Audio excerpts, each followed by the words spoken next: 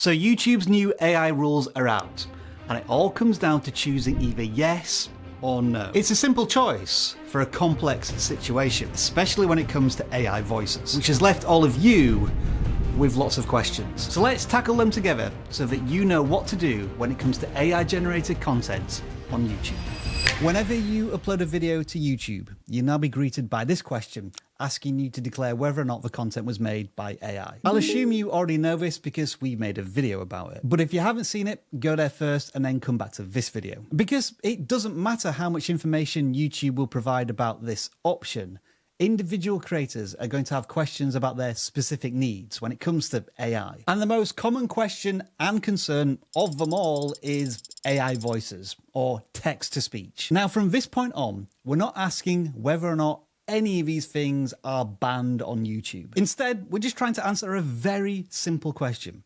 Should I answer yes or no to AI content when I'm uploading my video to YouTube? Now, throughout this video, I'm going to refer quite a lot to many examples YouTube provides on their support pages. And to answer this question about AI voices, we're looking at these two key points: voice cloning and making someone say something they didn't. What this basically boils down to is impersonation. If you make a video of a well-known person who says something they didn't, like this. This is a deepfake example of what is possible with powerful computer and editing. Then you need to declare that as AI. But on the other hand, if you use a standard AI voice that doesn't sound like anyone in particular, like this. This photographer is trying to get the attention of Red Bull by filming a free ad for them and posting it online. Then according to YouTube support pages that doesn't specifically mention anything about standard AI voices and text-to-speech, then I think, in my opinion, you can answer no. Because when we go back to the upload question, it's basically all about one thing.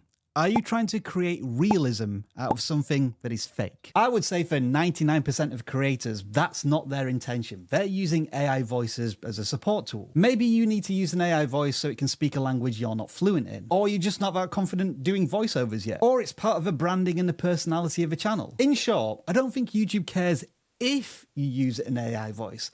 They're more interested in how you use it and why. AI helps creators, especially smaller channels, tackle the task of making content. At the beginning of a YouTube journey, there is so much to do, it can be overwhelming, and YouTube doesn't want to scare creators off from using AI. That's why the support pages mention that minor AI adjustments don't need to be declared. And this includes generative AI tools like improving outlines, scripts, titles, which just so happens to be what vidIQ does. It can do all of the things mentioned in the YouTube support pages, along with generating ideas personalized to your channel.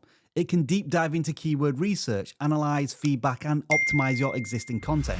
And that's just the beginning. And on top of all of that, it's cheaper than it's ever been, with an incredible 50% off annual memberships for channels with less than 100 subscribers. So check out the link in the description and be safe in the knowledge that you can click no to the altered content question when you're uploading videos, along with all of these AI voices questions. So if you use a default AI voice but everything else is made by you, I don't think you need to declare this as altered or synthetic content.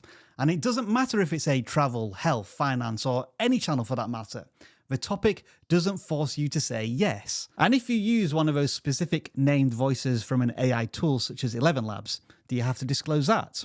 Well, does Calvin sound like anyone famous? Hello, my name is Calvin, and I'm an AI voice from 11 Labs. Then no. If, on the other hand, the video looks and sounds like this, I do a lot of my own stunts, but I also do a lot of industrial cleanup. Okay, it's important. Then you need to let people know that this isn't actually Tom Cruise. Now, I do want to add a quick disclaimer at this point.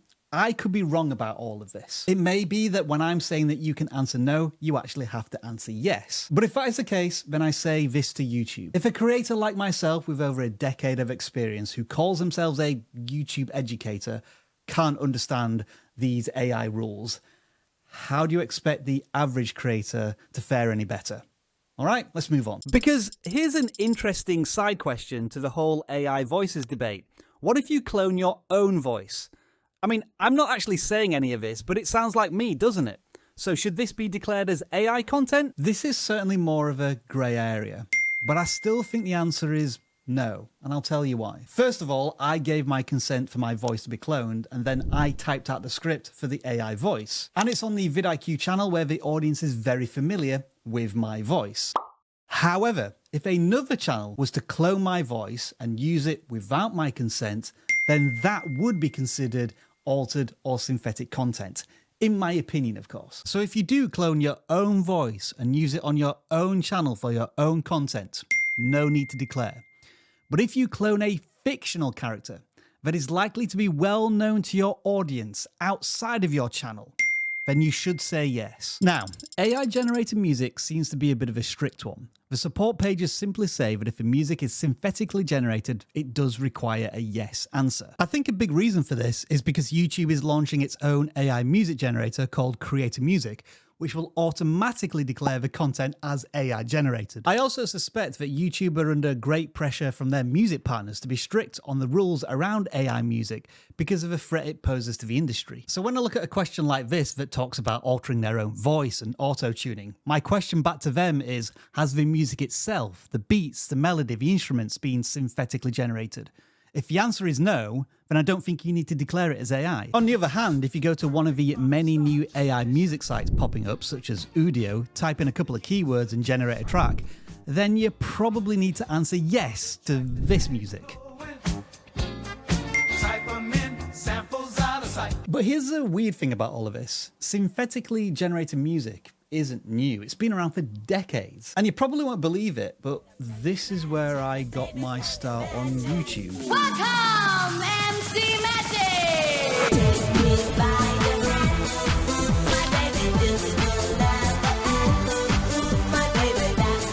I composed this song, if you can call it that, on an ancient music producing program called Dance EJ over 15 years ago. So would this be considered altered or synthetic content? Well, again, I would argue no, because all of the samples were recorded in the real world professionally, just not by me. And I think critically, I composed all of the music. But I'm not 100% sure. This is the one I'm most uncertain on. And yeah, if you want to check out the full album, it's out there somewhere on YouTube. Somewhere over the rainbow, boobies fly. Whereas with this music, there is no doubt. It is altered, synthetic, AI generated.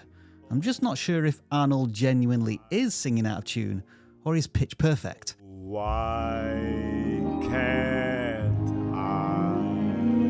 Now, with the exception of Arnold Schwarzenegger and his immediate family, this is casual, light-hearted entertainment and comedy, right? Which is why, even when you do click yes on the altered content question, the implications are relatively minor. Answering yes will add this message to the description of the video, and in some cases, YouTube may decide to add an additional label on the video player screen that looks like this.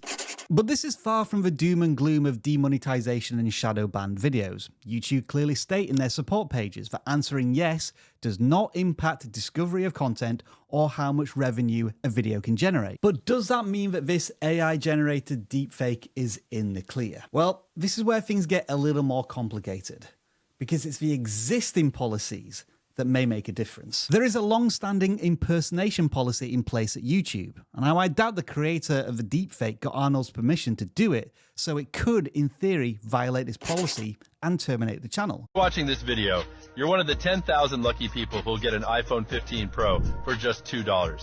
I'm Mr. Beast, and I'm doing the world's largest iPhone 15 giveaway. And this is the much scarier side of AI voices: misleading, misinforming, and ultimately scamming viewers. There are extensive policies in place to guard against that. All of which brings us back to this question, which I think, in principle, actually has little to do with AI. I think we're all interpreting these questions to ask us, have we used AI in our videos, which isn't accurate. After all, this section is called altered content. AI is just the tool, but not necessarily the intent. So I think the question is more along the lines of this: does the following content fake real people, real voices, real locations, real events? And that's how you have a better idea of answering either yes or no. But what about everything else? Green screens, visual effects, AI video editors, AI in thumbnails, AI script generators. The list is almost endless. We've got tons of questions ready to be answered all over here.